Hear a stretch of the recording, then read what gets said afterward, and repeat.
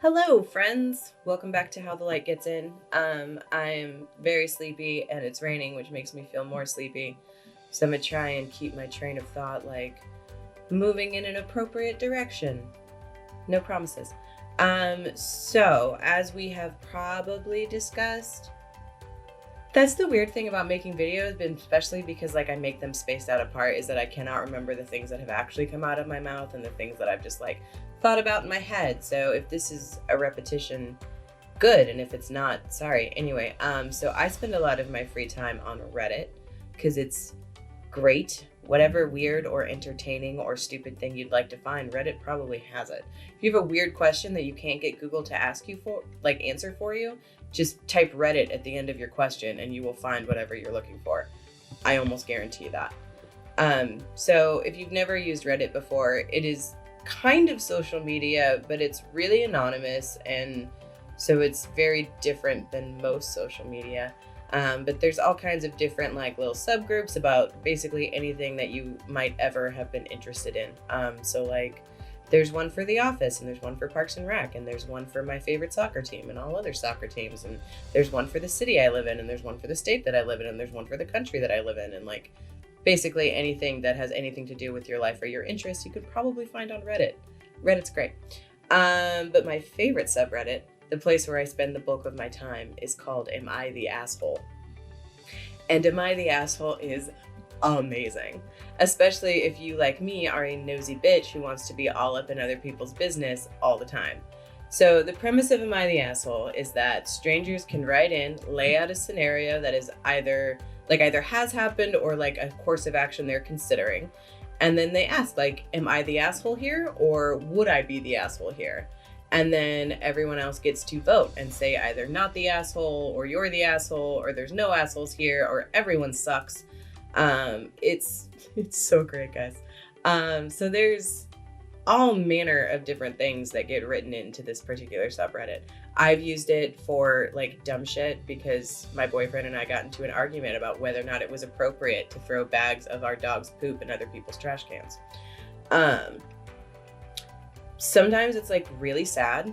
There was a lady I saw a couple weeks ago who had been diagnosed with terminal cancer, and she didn't want to tell her family because they had lost so many other family members to cancer. And so she was wondering if she would be an asshole if she didn't tell them. And that was really cool because the responses were not yes, you're the asshole. The responses were it doesn't matter if you are or not. You need to do what's best for you, but probably it would be better if you told your family so that they can be prepared for what's about to happen. So I did want to read one to you because it's the best one I've read in the last many, many months. I'm just going to read the whole post. So I'll try to keep this short. I had a 1967 Impala 4-door that I bought in February of 2019. A couple months ago, I bought my first house that had a 2.5-car garage. I moved the car in and started tearing it down for a complete restoration. I had the body in one bay and the chassis in another, plus the whole garage filled with parts.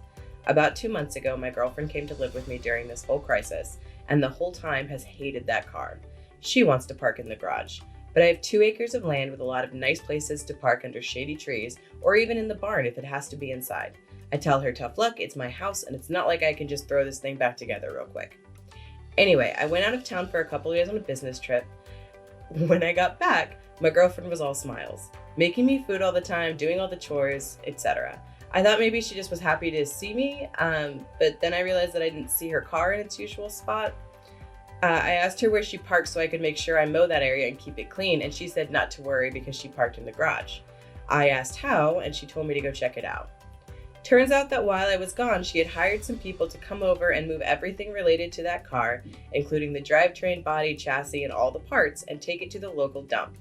I was absolutely dumbfounded. I had spent well over $11,000 on that car, including new parts, services, and the car itself. I told her that I was going to be taking her to court for that, and she brushed me off like I was being dramatic. I told her that it's done between us and to pack her things and leave.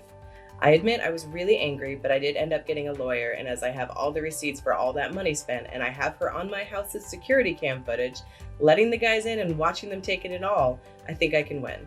Her family and friends are absolutely blowing me up, saying it's just a stupid old piece of junk and that she cannot pay back all that money I spent and that I should just let it go.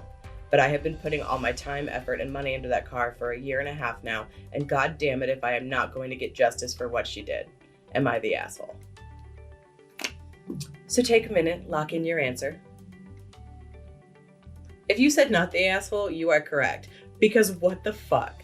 How do you sell someone's car while they're out of town? I don't even think that's legal. Like, don't you have to have like a title and stuff or something that says that you're allowed to sell someone else's car? Crazy. He did post an update. He was able to get the car back because the guys at the junkyard had not like totally scrapped it yet. So like, it's gonna be okay. But that's the kind of stuff that you can find on Am I the Asshole?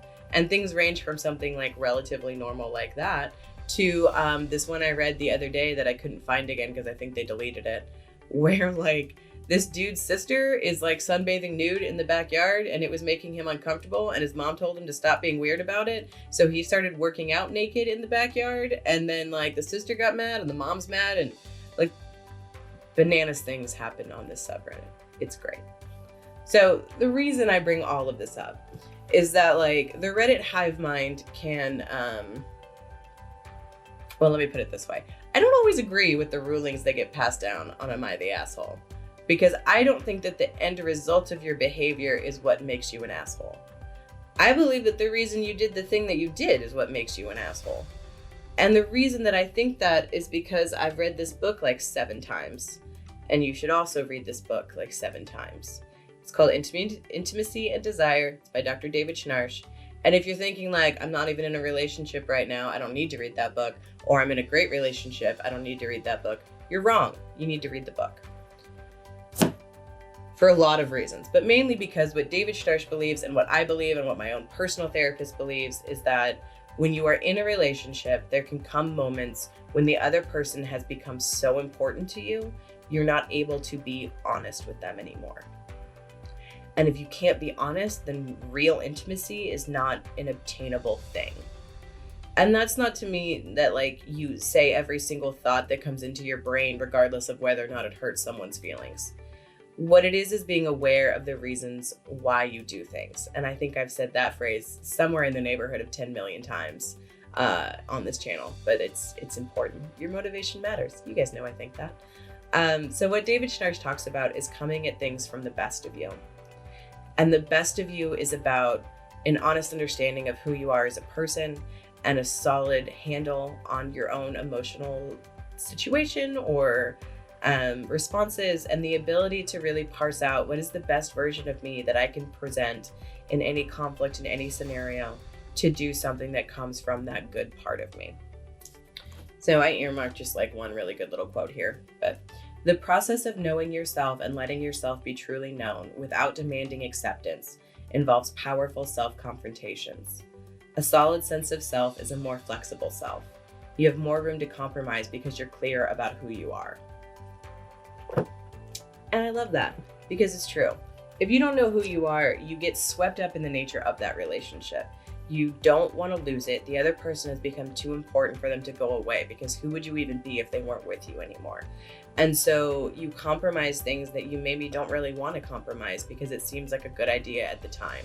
Or you lash out without really thinking about it because it's what you feel like you need to do, because relationships, as Schnarch says, are a constant battle between independence and connection. We want to be with people. We want to be close with people. We just still want to be able to do whatever the hell we want in the context of that relationship, which is what creates problems.